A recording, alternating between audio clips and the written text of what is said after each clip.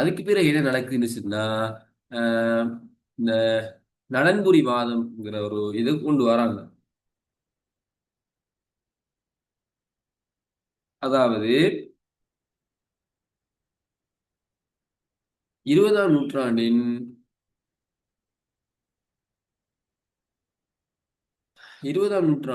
2ஆம் அரைப்பகுதியில் தலையிடா கொள்கையின் கீழ் வளர்ச்சியடைந்த முதலாளித்துவ அரசு முறைகள் பின்வரும் சவால்களை எதிர்கொண்டது.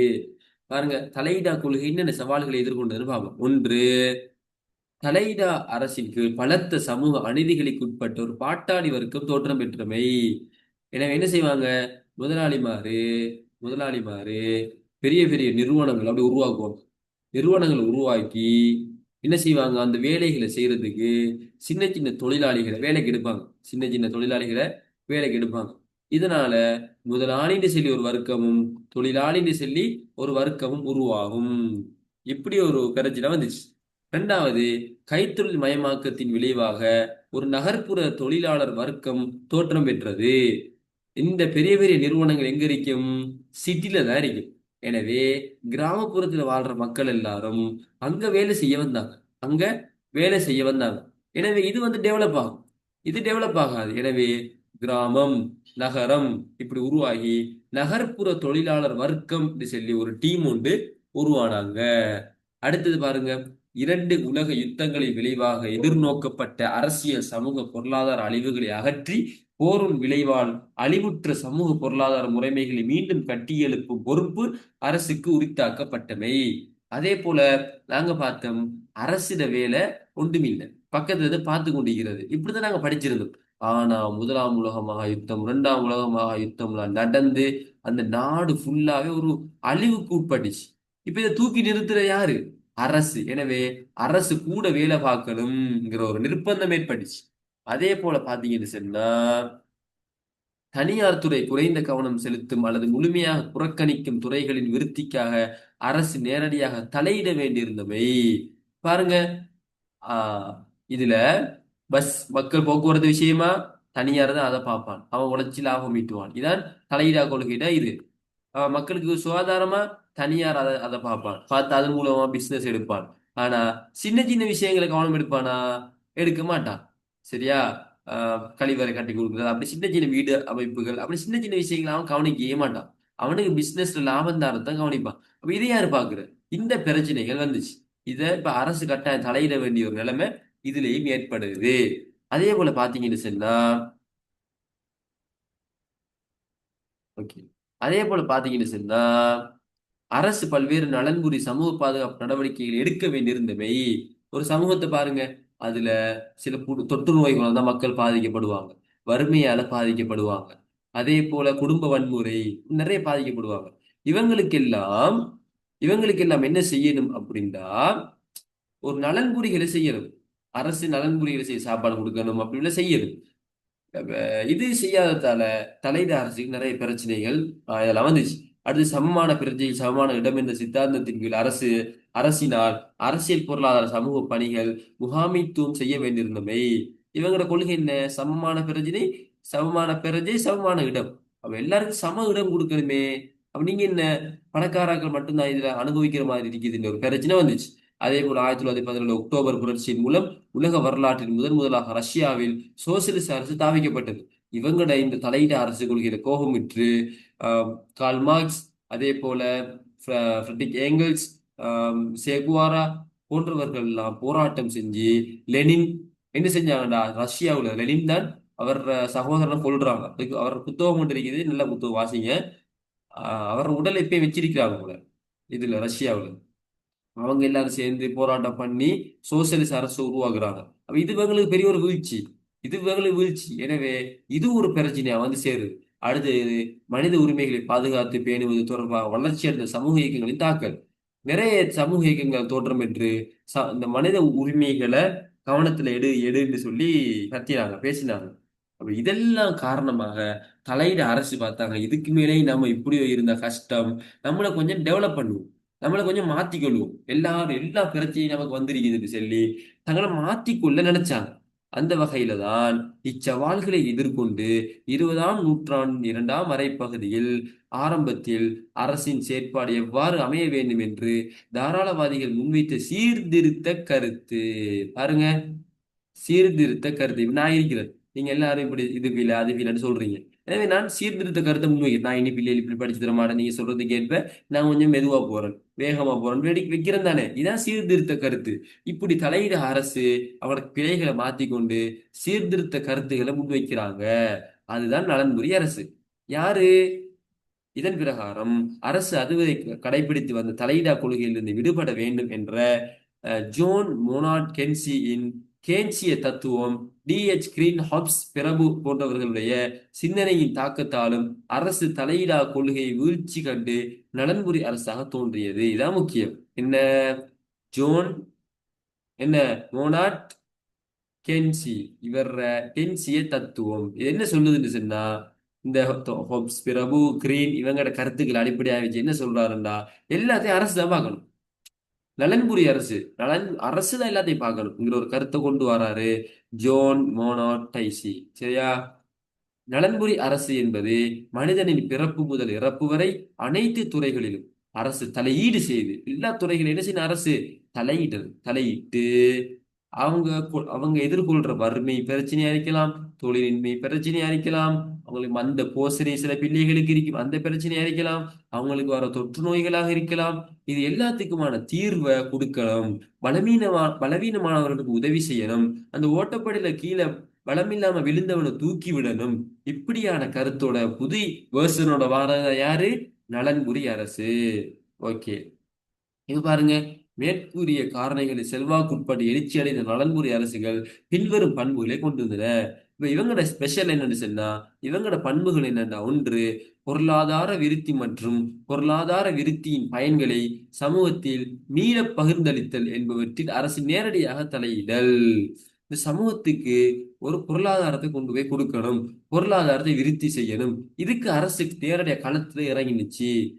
இரண்டாவது, பொருளாதாரத்தை முகாமை செய்ய நிறுவனமாக அரசு காணப்படுதல்.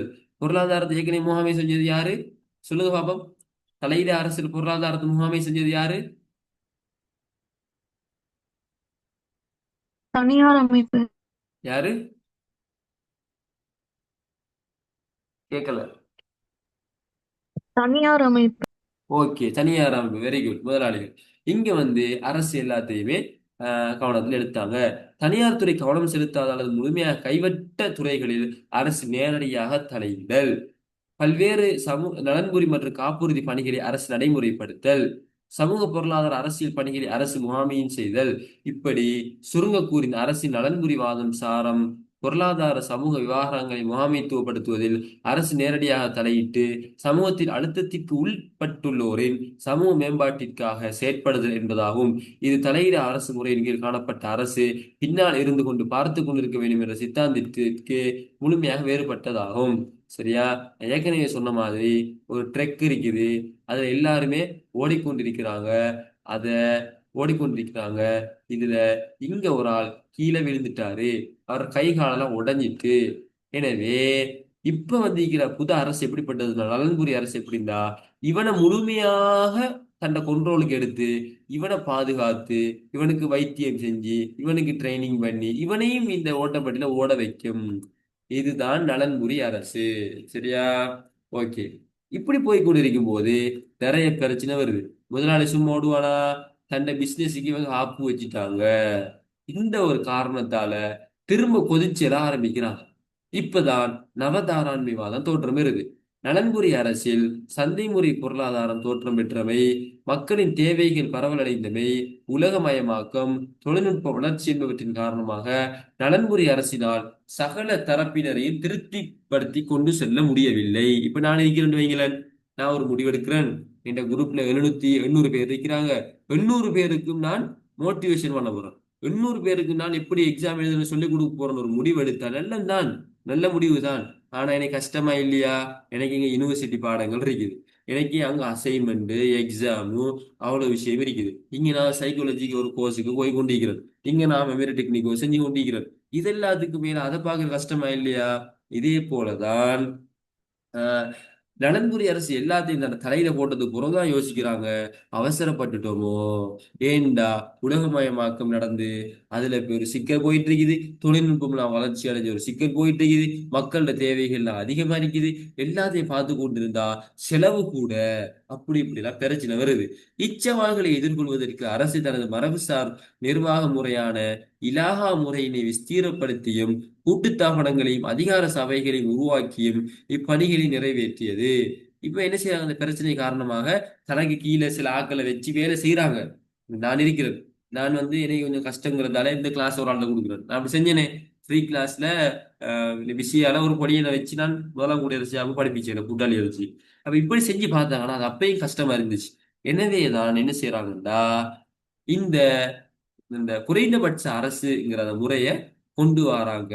குறைந்தபட்ச அரசு முறைய கொண்டு வராங்க. சரியா?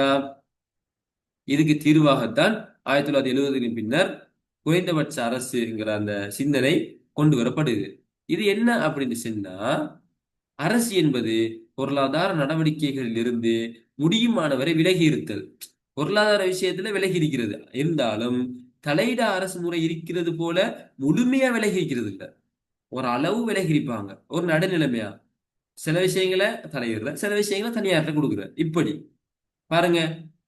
இது வந்து பாடமாக மிச்சம் லேசு தெரியுமா? அந்த மூணையும் பாடமாக இடைக்கு நான் அடிக்கடி சொல்றதா, எது லேசோ அது எனக்கு பிடிக்கும்.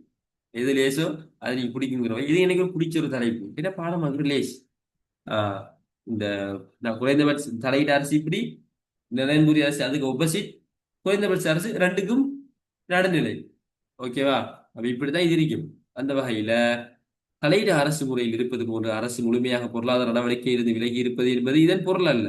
குறைந்தபட்ச கட்டுப்பாட்டை மேற்கொள்ளும் அரசு என்பது குறைந்தபட்ச அரசு இலட்சியம், குறைஞ்ச கட்டுப்பாடு. இப்ப நான் நீங்களா படிச்சு கொண்டிருக்கிறீங்க, நான் உங்களுக்கு செய்யறது என்ன?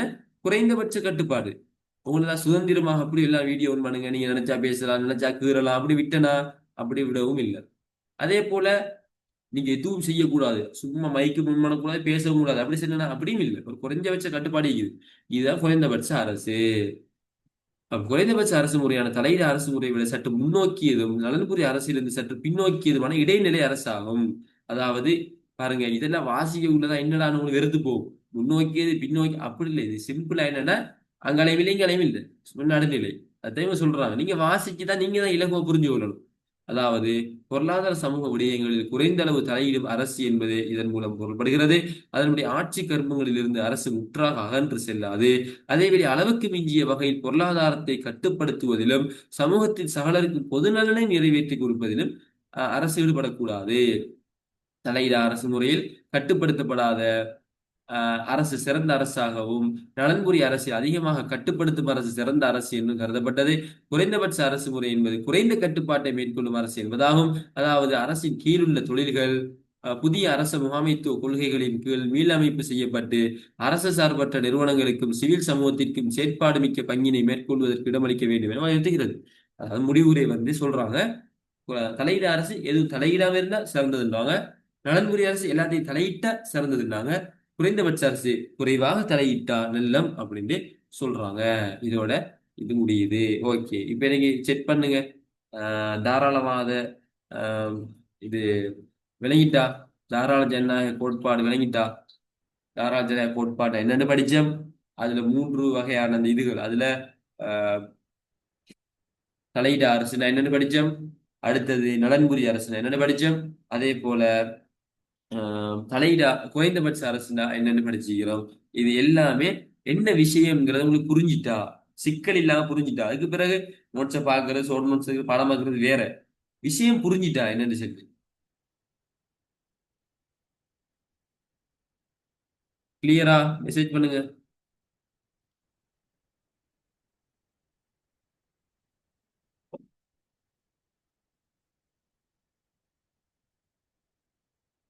Clear, okay. நான் இந்த இது எப்படி சார், பாடமாகிறது? ஓ, சொல்லுங்க. சமூக ஜனநாயகத்துக்கும் தாராள ஜனநாயகத்துக்கும் என்ன டிஃபரன்ஸ்?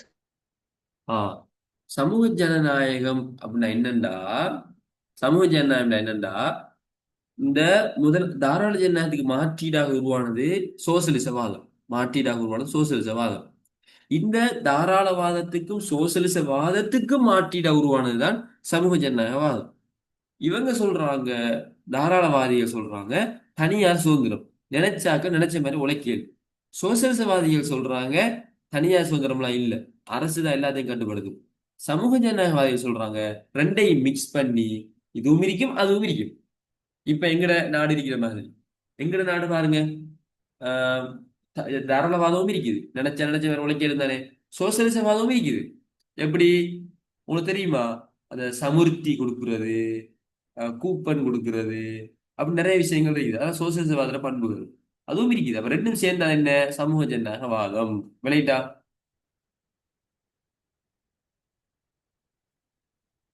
ஓ சார். ஓகே, இது இப்படித்தான். இந்த இந்த பாராளுமன்ற முறையையும் ஜனாதிபதி முறையை கலந்துட்ட வாரது என்ன? கலப்பு அரசாங்க முறை, கலப்பு ஜனாதிபதி முறை. ஒற்றையாட்சியும் சமஷ்டி ஆட்சியும் ஒன்று இருந்துச்சு, அது கலந்து ஒன்று வந்துச்சு என்ன? பாதி சமஷ்டின்னு வந்துச்சு. அதே போல தாராளவாதம் சோசியலிசவாதம் ரெண்டையும் கலந்து வந்ததுதான் சமூக ஜனநாயகவாதம். இங்க என்ன பிரச்சனை சொன்னா, இவங்க அரசு எல்லாத்துலயுமே ப்ராப்ளம்ஸ் வந்து நிறைய இருந்துச்சு. என்ன காரணம்னு சொன்னா, நீ பாருங்க, இப்ப தாராளவாதம் எடுத்துக்கிட்டீங்கன்னு சொன்னா, இங்க என்ன பிரச்சனை? பொதுவாக ஏழைகள் கவனிக்கப்பட மாட்டாங்க, முதலாளிகள் மட்டும்தான் பெருசா வளர்ந்துட்டு பெரிய பெரிய ஆட்களை மாறுவாங்க. அதனாலதான் பாருங்க, முதலாளித்துவ நாடுல தான் வேர்ல்டு ஃபெஸ்ட் பணக்காரனா இருக்கிறாங்க. எலோன் மஸ்க் சொத்துல ஒரு 4% எடுத்தாலே இந்த உலகத்துல இருக்கிற பட்டினி எல்லாம் இல்லாம ஆக்கிறாரு, ஏழ்மையெல்லாம் இல்லாம ஆக்கிறாரு. அந்த அளவு சொத்து வச்சுக்கிறாரு. இந்த சரியா, அவன் அப்படி இருப்பாங்க. எனவே இங்க இந்த ஏழைகளுக்கு தீர்வு இல்லை. சரியா, இதான் இந்த இதுல பிரச்சனை. தாராளவாதத்துல. சோசியலிசவாதத்துல பிரச்சனை என்னன்னு சொன்னா, இங்க பணக்காரனுக்கு தீர்வு இல்லை, ஏழைக்கு தீர்வு இருக்குது, பணக்காரனுக்கு தீர்வு இல்லை. அவர் ரெண்டும் பிள்ளை. சமூக ஜனநாயகவாதம் கொண்டு வந்தாங்க, ஆனா அதுலயும் நிறைய பேர் இருக்குது. இதுக்கு சரியானது வந்து ஒரே தீர்வு உண்மையிலேயே, நான் இந்த மதன்றதுக்காக வேண்டி சொல்லல, இஸ்லாமிய இஸ்லாம் வழங்கின அந்த தீர்வு தான் பொருத்தமானது. இப்ப நீங்களே சொல்லுங்க, உங்களோட கிரிட்டிக்கலா உங்களோட பிரெயினை வச்சு நல்லா சிந்திச்சு பாருங்க. இப்ப சமூகத்தை எடுத்துக்கொண்டீங்கன்னா, இதுல பணக்காரனும் இருப்பான், ஏழையும் இருப்பான். பணக்காரனும் ஏழையும் இருப்பான். இதுல பணக்காரனுக்கு அவனுக்குரிய திறமைகள் அது இதெல்லாம் இருக்கும். இவனை நீ உழைக்காதன்னு சொன்னா அது எந்த வகையில நியாயம்? அது நியாயம் இல்லை. எனவே அவனை நாங்க உழைக்க விடணும். அவனை உழைக்க விடணும். அவன் நினைச்ச மாதிரி உழைக்கட்டும், நினைச்ச மாதிரி சொத்து சேர்க்கட்டும், அவன் பணக்காரன் ஆகட்டும். ஆனா ஏழையும் நாங்க மறந்துடக்கூடாது. ஏழை வந்து அவன் அவனுக்குரிய சின்ன ஒரு வாழ்க்கையை வாழ்ந்து கொண்டிருக்கிறான். அப்ப அவனுக்கு இந்த பணக்காரன் இருந்து ஒரு குறிப்பிட்ட தொகையை வாங்கி இவனுக்கு நாங்க கொடுக்கணும். கொடுத்தா இவனும் பணக்காரனை மதிப்பான், பணக்காரனுக்கும் தன்னை பணத்துல திமிரு வராம அவரும் ஏழைகளுக்கு கொடுக்கிறார் என்ற வகையில நல்ல முறையில நடந்து கொள்வார். இப்ப சமூக பேலன்ஸா போய் கொண்டிருக்கும். இப்ப பாருங்க, எங்கட ஊர்ல எல்லாருமே டாக்டர் ஆயிட்டா யார் வீடு கட்டுறது? அப்ப டாக்டரும் இருக்கணும், மேசனும் இருக்கணும். அப்பதானே அந்த சமூகம் பேலன்ஸா போகும். சரியா, மேசனே இல்லாத ஊரை கட் பண்ணி பாருங்க, எல்லாரும் எதுல வாழணும்? குடிசையை தான் நம்ம தான் காட்டிட்டு வாழணும். மேசனும் இருக்கணும், அவனும் இருக்கணும். அதே போல ஒரு சமூகத்துல இளைய மிரிப்பான், பணக்காரனும் மிரிப்பான். இது இறைவன் உருவாக்கிற நியதி. இதுல நாங்க யோசிக்க வேண்டியது, சிக்கல் இல்லாம எப்படி கொண்டு போறதுங்கிறத நாங்க யோசிக்கணும். அதுக்கு செய்ய வேண்டிய வேலை, பணக்காரன் நினைச்ச மாதிரி சொத்து சேரு. ஆனா 85 கிராம் பெறுமதியான தங்கத்துக்கு ஈக்குவலா உனக்கிட்ட சொத்து சேர்ந்தா, அந்த சொத்து ஒரு வருஷத்துக்கு இருந்தா நீ பணக்காரன். இஸ்லாம் அதான் சொல்லுது. 85 கிராமுக்கு பெறுமதியான சொத்து ஒன்று இருக்குது, 20 லட்சம் ரூபாய் காசு காசு இருக்குது. அது யாருக்கும் கடன் காசு அதெல்லாம் இல்லை, நீ உழைச்ச காசு. அது உனக்கிட்ட 20 எது ஒரு வருஷம் இருக்குது. அப்ப நீ பணக்காரன். நீ என்ன செய்யணும்? ரெண்டு அவனோட சொத்துல கூடயா இல்ல 2.5% நீ ஏழை வரை கொடுக்கணும். பாருங்க, 2.5% ஏழை வரை கொடுக்கணும். அப்ப 100 ரூபான்னு சொன்னா 2 ரூபா 50 பைசா, 1000 ரூபாண்டா வெறுமனே 250 ரூபா. இப்படி நீ என்ன செய்யணும்னா ஏழைக்கு கொடுக்கணும் அப்படின்னு சொல்றாங்க. இந்த சட்டத்தை மட்டும் இலங்கை நாடு அல்லது உலகம் அமுல்படுத்தினாங்கன்னா என்ன நடக்கும் தெரியுமா? உலகத்துல இருக்கிற முதல் 10 பேரை எடுத்து, டாப் 10 பிசினஸ் மேன், ரிச்சஸ்ட் மேனை எடுத்து அவங்கள சொத்துல 2.5% மட்டும் எடுத்தா இன்னும் அவங்களுக்கு குறைஞ்சா போகுது. காசை எவ்வளவுத்துக்கு அழிக்கிறாங்க? பாட்டி விஷயத்துலயும் அதுவும் இதுவும் தேவையில்லாத விஷயத்துக்கு அழிக்கிறாங்க. வெறும் 2.5% காசு எடுத்து இந்த உலகத்துல இருக்கிற ஏழைகளுக்கு கொடுத்தா என்ன நடக்கும் தெரியுமா? உலகத்துல ஒரு ஏழை வைக்க மாட்டான், ஒரு பட்டினி சாவும் நடக்க மாட்டுச்சு. பாருங்க எவ்வளவு அழகான தீர்வு. ஆனா இதெல்லாம் விட்டுட்டு ஒரு ஆளு சண்டை பிடிச்சிட்டு இதைஞ்சிட்டு பல பிரச்சனைகள் உண்டாகி கொண்டு இருக்குது. சரியா? இஸ்லாத்தை உலகமே சேர்ந்து எதிர்க்கிறதுக்கு காரணம் இதுதான். ஏண்டா அதுல சில கோட்பாடுகள் போதையை வந்து சாராயத்தை முழுமையா எதிர்க்கும். சாராயம் வந்து கூடாது.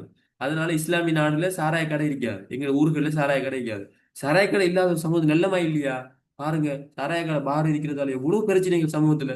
அப்ப இது வந்து இஸ்லாத்துக்கு இடத்தை விட்டா பிசினஸ் பார் வச்சுகளோட பிசினஸ் அடி விட்டு போயிட்டு.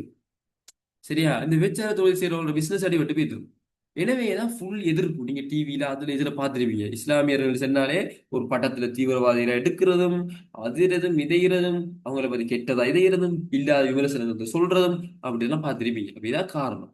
ஆஹ் எனவேதான் இந்த தாராளவாதமும் எங்களுக்கு எதிரானது, சோசியலிசவாதமும் எங்களுக்கு எதிரானது, சமூக ஜனநாயகவாதம் எங்களுக்கு எதிரானது.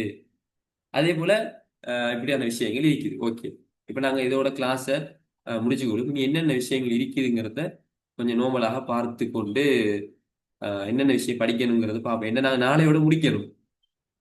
நாளையோட எங்கள்கிட்ட கிளாஸை முடிச்சிடணும். இந்த 2000 கட்டி வந்தீங்க பிள்ளைகள் 3 யூனிட் படிக்கிறதுக்கு நாளையோட கிளாஸை முடிச்சிடணும். இங்க இருக்கிறது மார்க்சிச கோட்பாடு இருக்குது. அடுத்தது ஓகே, நாளையோட முடிக்கலாம்னு நினைக்கிறேன். பெண்ணியல்வாத கோட்பாடு.